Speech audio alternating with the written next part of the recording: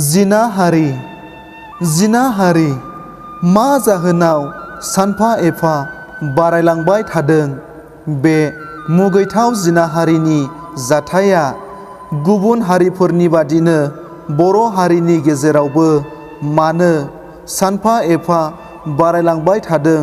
बे जिनाहारिनि जाथाया मा राहाजों फोजोबस्रांनो हागोन? बे मुगैथाव खामानिफोरखौ माबोरै हिन्जाव माहारिखौ रैखाथि होना लाखिनो हागोन? बायजोआव रैखाथि गैया न' सिङावबो रैखाथि गैयै जालांदोंसै जोंनि हिन्जाव बिमा माहारिया।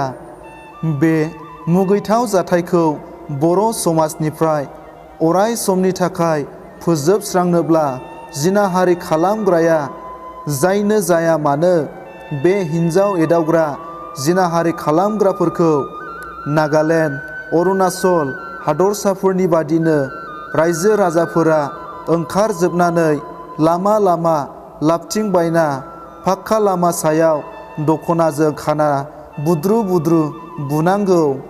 आखाइ आथिंफोरखौ दानस'खांनासो पुलिसनो जेलाव गथायना हैनांगौ। नङाब्ला बर'नि हाथियार हमग्रा हान्जाफोरा बेबादिनो दायनिगिरिफोरखौ नागिर गावथारनांगौ। नङाब्ला गोथांनो अराव जाबसिनना सावफ्रामना हगारनांगौ। होमब्लासो जिनाहारि खालामग्राफोरा अरायनि थाखै जोबस्रांलांगोन। हौवाफोरा बर' हिन्जावफोरनि सायाव गाज्रि नोजोरजोंनो नायनो थाखै थोर गिगोन।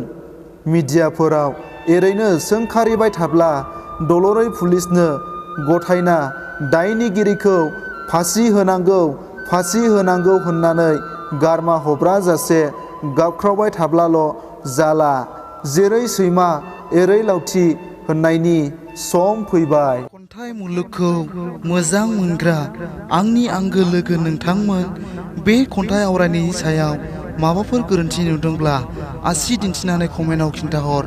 आरो जुदि मोजां मोनदोंब्ला आंनि इउटुब चेनेलखौ साबस्क्राइब, लाइक, शेयार आरो कमेन्ट खालामनानै होनो दाबाव, जाहाथे आंनि गोदान खन्थाइ आवरायनानै आपल'ड खालामनायखौ नोंथांमोना बयनिख्रुइबो सिगां मोननो हानाय बादि।